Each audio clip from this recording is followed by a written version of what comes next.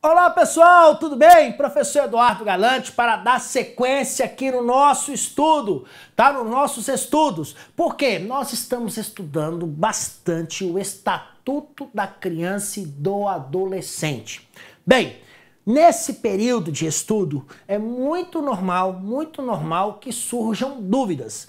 Caso isso ocorra, repito a você, pode entrar em contato comigo através do nosso fórum, pode também falar comigo através do Instagram lá, Professor Eduardo Galante, certamente eu irei suscitá-las, tá bom?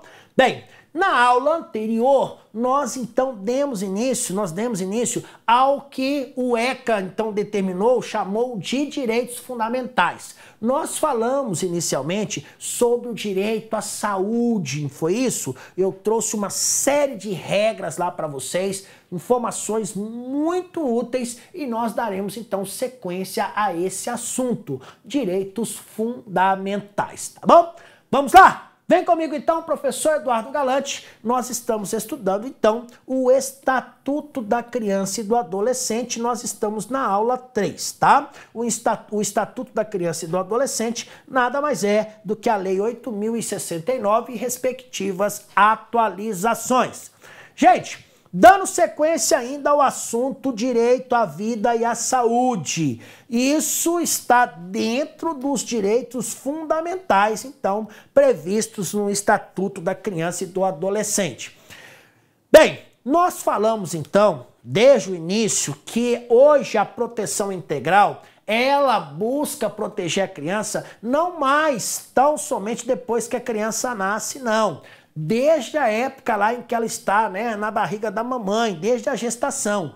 Na aula anterior, vocês lembram bem, eu tenho certeza que vocês fizeram as revisões necessárias, diversos aspectos, então, foram introduzidos no ECA e hoje a mamãe, então, encontra proteção desde esta fase, não é isso? Então, vamos lá. Dando sequência a esse assunto, ou seja, direito à vida, à saúde da criança e do adolescente, nos termos aqui do Estatuto, está bem claro que é assegurado o acesso integral a tudo aquilo que estiver voltado à saúde da criança e do adolescente e que seja ofertado pelo Sistema Único de Saúde, tá?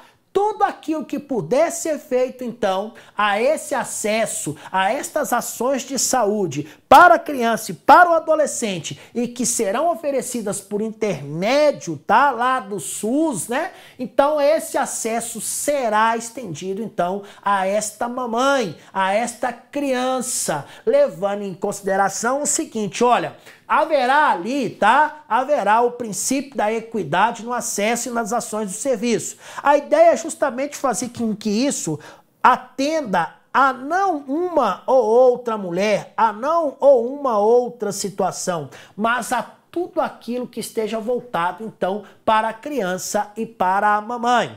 A criança e o adolescente com deficiência, os mesmos têm atenção por parte do Sistema Único de Saúde? Tem atenção por parte do Estado? Sim, gente. A criança e o adolescente com deficiência, eles serão atendidos sem qualquer discriminação, sem qualquer segregação, naquilo que for necessário para a promoção, né, da sua saúde. E mais, será dada a esta criança condições específicas para que o mesmo, então, possa se habilitar ou, se for o caso, se reabilitar, tá? Então, a criança e também o adolescente com deficiência tem previsão, então, de atendimento, vamos dizer assim, especial em relação à sua saúde? Sim, existe, tá bom? Então, não esqueçam disso.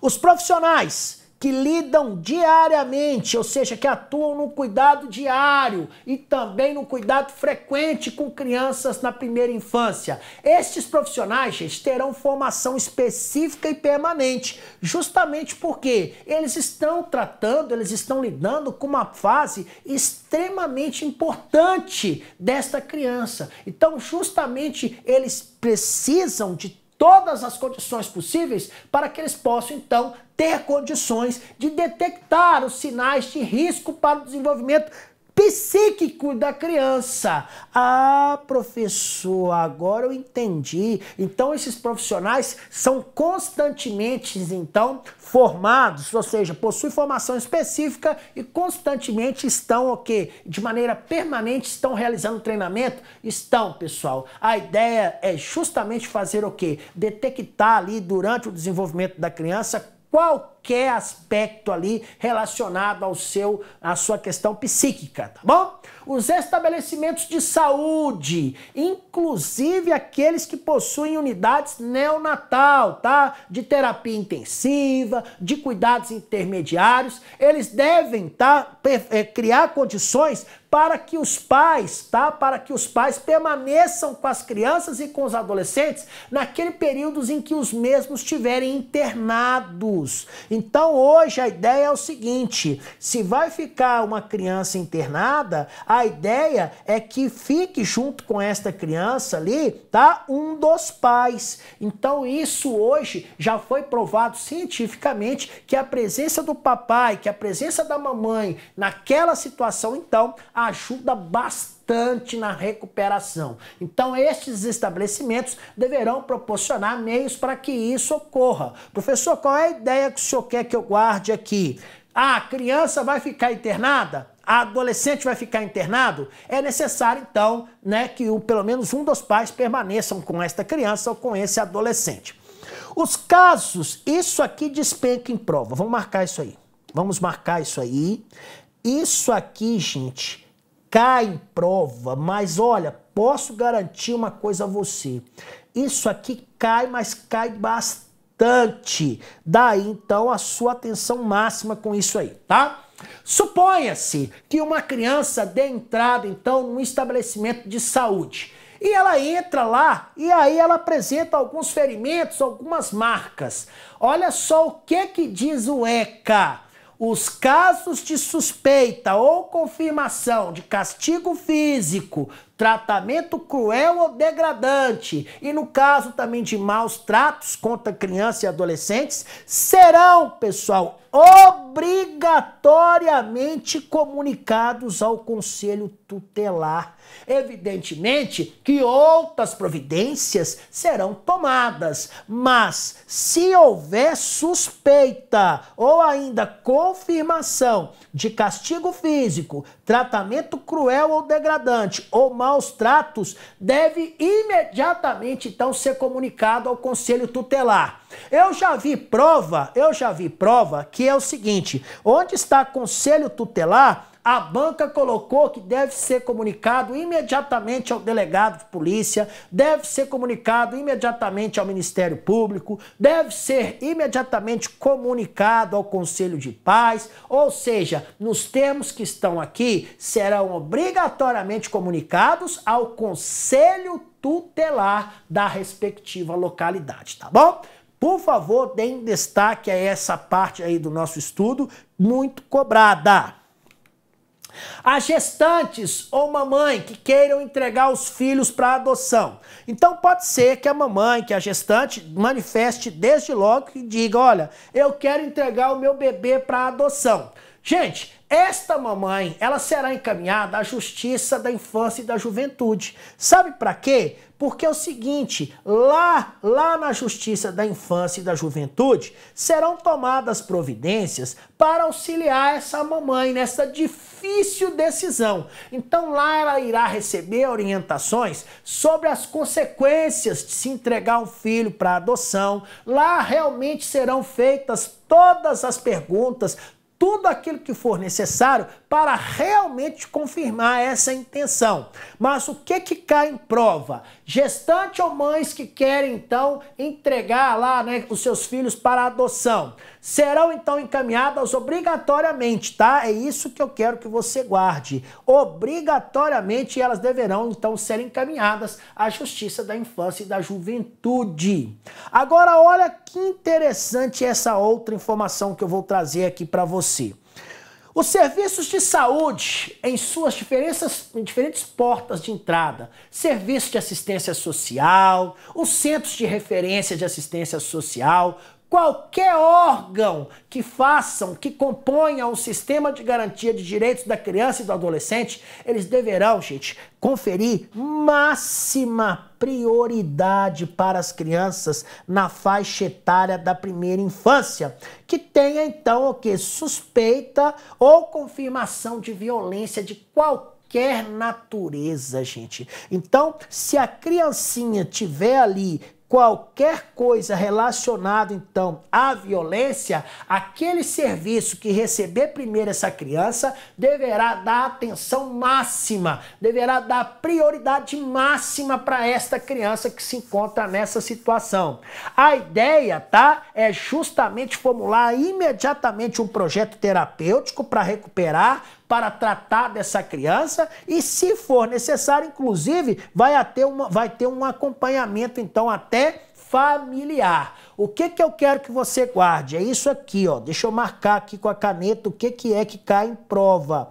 Cai em prova é isso aqui, ó. Máxima prioridade. Para quem? Para aquela criança que está na faixa etária da primeira infância e que teve o quê? Que é vítima de violência. É isso que cai em prova.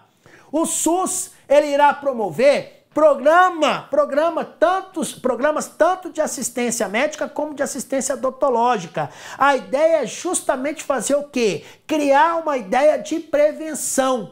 Então a ideia hoje é simples. O SUS irá lançar mão de tudo que tiver, ou seja, irá promover programas tanto da assistência médica como também de assistência odontológica, para prevenir, então, aquelas crianças de algumas, daquelas situações as quais nós já conhecemos, que, ou seja, fazer com que a criança tenha uma vida saudável, tá? E isso, evidentemente, passa, inclusive, por campanhas de educação para os pais, para os educadores e para os alunos. Então, o Sistema Único de Saúde, gente, ele vai desenvolver, então, tais programas de assistência médica e também odontológica, e com isso, então, vai contar também com a ajuda dos pais, educadores e alunos. É obrigatória a vacinação de crianças, viu? Então, aquele caso lá daquela vacinação, aquelas campanhas de vacinação promovidas pelo Estado são obrigatórias. O SUS, ele irá promover ainda a atenção à saúde bucal das crianças e das gestantes. E isso será feito de forma transversal, integral e intersetorial, viu? Ou seja, ao cuidar da mamãe, da saúde bucal dela e também das crianças, isso atingirá também a outros tratamentos, a outros cuidados que serão relacionados com essa criança e com essa mamãe. A atenção odontológica à criança tem função educativa protetiva, é isso que cai em prova, e será prestada inicialmente antes do bebê nascer, gente, por meio de aconselhamento pré-natal. Isso aqui esteve numa prova recente.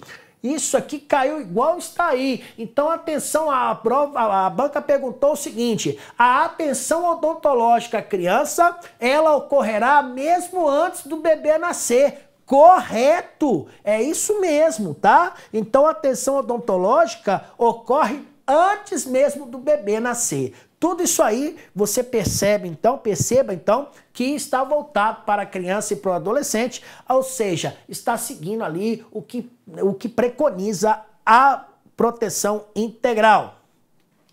A criança com necessidade de cuidados odontológicos especiais, ela será atendida pelo Sistema Único de Saúde. Então, o Sistema Único de Saúde tem que ter condições de receber estas crianças que estão nesta situação, tá? É obrigatória, gente, a aplicação em todas as crianças, ok, ó, obrigatória.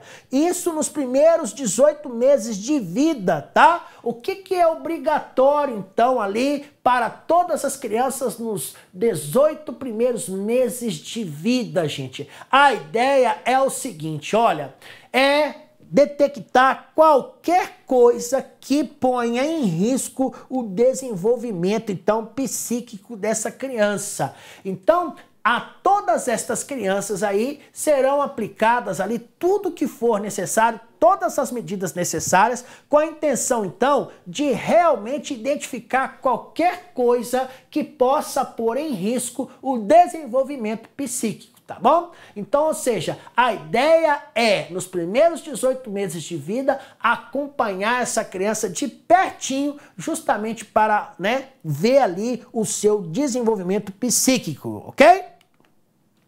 Vamos falar agora de mais alguns direitos fundamentais. Então, pessoal, de direito à saúde e à vida, vocês estão craques. Posso garantir a vocês que tudo aquilo que já caiu em prova, eu falei para vocês, tá? Então, para que vocês tenham uma ideia, eu sempre pego provas que cobram este assunto e aí eu vejo o que está sendo cobrado e apresento aqui para vocês. De direito à saúde, de direito então à vida, aquilo que é necessário está tudo lá.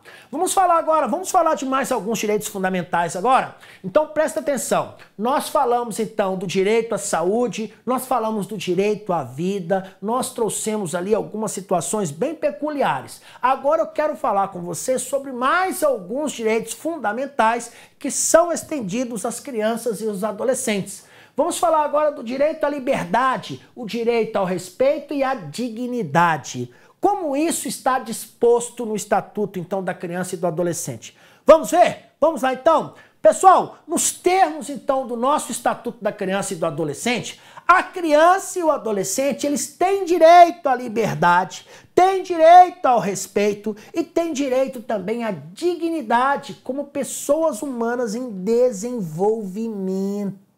Olha que legal! E eles também, tá? Têm direito a isso por serem sujeitos de direitos civis, por serem sujeitos de direitos humanos, por serem direitos sociais garantidos na Constituição. Então, o que cai em prova, professor, é isso aqui, ó. Deixa eu marcar para você, ó. Normalmente é isso aqui, ó. A criança e o adolescente têm direito à liberdade, ao respeito e à dignidade, tá? Normalmente, quando cai em prova, cai isso aqui. E as demais informações caem como informações complementares. Pronto, você já sabe, então, quais são os próximos direitos fundamentais aos quais nós falaremos. Dentro dessa concepção, dentro desta ideia, que informações nós podemos extrair do Estatuto da Criança e do Adolescente com vistas, então, a fazer uma boa prova? São estas aqui. Primeiro, gente, o direito à liberdade. Então, esse direito à liberdade, o que pode ser entendido, então, como direito à liberdade? Quando eu digo que uma criança e um adolescente, então, tem direito à liberdade, eu estou querendo necessariamente falar o quê? O direito à liberdade da criança e do adolescente pode ser assim compreendido. O menor, ou seja, ou a criança ou o adolescente, ele tem direito de ir e de vir e de estar em logradouros públicos, bem como também em espaços comunitários.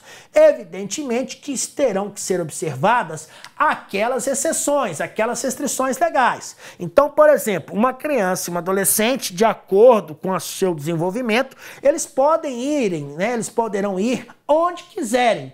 Mas, por exemplo, podem ir no cinema assistir um filme cuja faixa etária é de 18 anos? Não, não pode, não pode. Então, nesse caso aí, seria uma restrição. Podem ir em shows? Depende. Que shows? Qual é a faixa etária? Então, eles têm direito. Liberdade significa ir e vir e estar em logradouros públicos. O que mais está dentro do que seja direito à liberdade? Criança e adolescente têm direito de opinar, de se expressar, têm direito de crença ao culto e culto religioso, de brincar, praticar esporte, divertir-se, de participar da vida familiar e comunitária sem qualquer discriminação, de participar da vida política, de buscar refúgio, auxílio e orientação. O que eu vi recentemente em prova? Isso aqui, ó, falando o seguinte, que o direito à liberdade que se estende à criança e ao adolescente engloba o direito de participar da vida política. Corretíssimo! Muito cuidado, então. Então, bem, agora você já sabe o que significa em termos práticos o que seja direito à liberdade.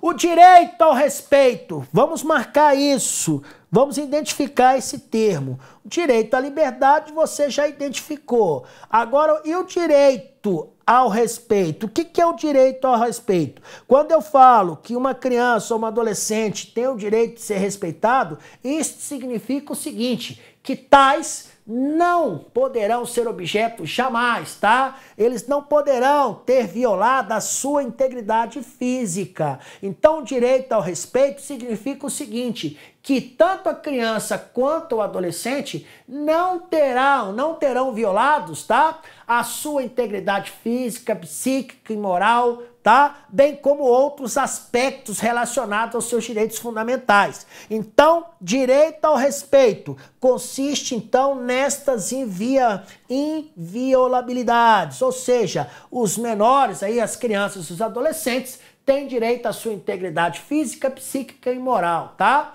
E isso inclui, sabe o quê? Preservação da imagem, preservação da sua identidade, da sua autonomia, valores, ideias, crenças, mas o que cai em prova é justamente isso aí, ó. O direito ao respeito consiste na inviolabilidade da integridade física, psíquica e moral, tá? É dever de todos,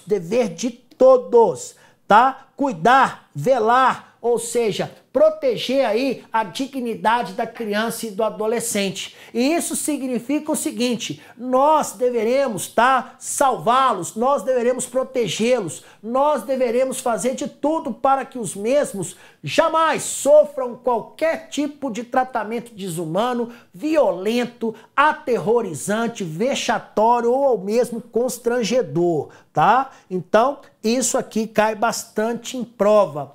Todas as crianças, todos os adolescentes, eles têm direito de ser educados e cuidados sem que seja necessário o uso do castigo físico ou tratamento cruel ou degradante. Criança não precisa ser castigada, criança não precisa receber tratamento cruel ou tratamento degradante. Isso há para falar com aquela velha desculpa. Foi feito isso para corrigi-lo, foi feito isso como forma de disciplina, de educação. Não pode. Então, criança e adolescente têm direito de ser educados e cuidados sem usos de castigo físico ou tratamento cruel e degradante. Seja ele proporcionado pelos pais, por alguém da família, por responsáveis, agentes públicos, seja por quem quer que for. Aqueles que tiverem, então, o dever de educá-los, de protegê-los e de tratá-los, deverão fazer isso sem lançar mão do uso do castigo físico ou do tratamento cruel ou degradante, tá bom? É isso que cai em prova. Ainda, professor, mas o que é castigo físico nos termos do ECA? O que é tratamento cruel ou degradante? Então vamos lá. Bem, o ECA diz o seguinte, castigo físico são todas aquelas ações, tá, de natureza disciplinar ou punitiva e onde há preponderantemente a aplicação aqui da força física sobre a criança, gente, ou adolescente. E dessa aplicação desta força possa resultar em sofrimento ou lesão. Isto é castigo físico. Palavra mágica para você não esquecer. Força física. Eu usei força física sobre a criança ou sobre o adolescente e isso lhe causou sofrimento físico ou lesão, isso nos termos do ECA é entendido como castigo físico. O que é tratamento cruel ou degradante? Bem, nos termos do ECA aqui diz o seguinte, olha, é toda conduta ou forma que seja cruel de tratamento em relação à criança, tudo aquilo então que é feito em relação à criança ou adolescente, que possa, então, resultar em humilhação, ameaça grave, tá? Ou ainda ridicularize. Então, uma vez que isso for feito em relação à criança ou adolescente, estará caracterizado, então, um tratamento cruel ou degradante. Aquele que humilha uma criança está proporcionando a mesma tratamento cruel e degradante? Está. Aquele que ameaça a criança? Também. Aquele que ridicularize? Também está. Tá bom? Não esqueçam disso.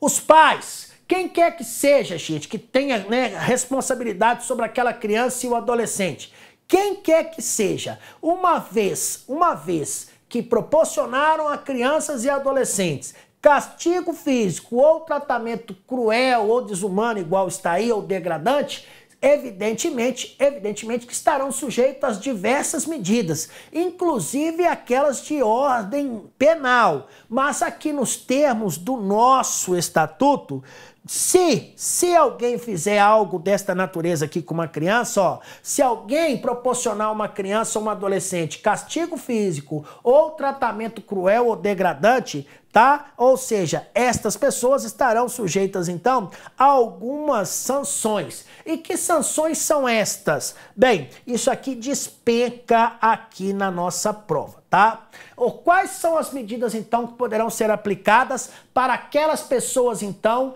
que proporcionaram castigo físico ou tratamento cruel ou degradante? Primeiro, encaminhamento a programa oficial ou comunitário de proteção à família, encaminhamento a tratamento psicológico ou psiquiátrico, encaminhamento a cursos ou programas de orientação, obrigação de caminhar a criança a tratamento especializado e, por fim, advertência. Isso cai bastante, fique atento, tá? Estas medidas, elas serão aplicadas pelo Conselho Tutelar. Ah, professor, então é o Conselho Tutelar? É. Então, um pai que castigou fisicamente o seu filho, ele poderá ser encaminhado, então, a um programa oficial de proteção à família.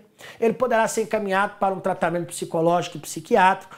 Todas essas aqui, então, são sanções, tá? Cabíveis a quem, então, comete a uma destas ações aqui. Castigo físico ou tratamento cruel ou degradante. Beleza? Meus queridos alunos, minhas queridas alunas, graças a Deus, chegamos ao fim de mais uma aula. Gente, Estatuto da Criança e do Adolescente é isso aí. São muitas informações, são muitas, tá? Aquelas situações as quais já foram cobradas em prova. Então, daí a necessidade de termos uma abrangência bem alta mesmo. Ou seja, trazer para você tudo aquilo que for necessário para fazer uma boa prova, tá bom? Bem, esta foi a nossa aula, vou ficando por aqui, um beijo no coração de vocês, fiquem com Deus, até a nossa próxima aula. Tchau, tchau!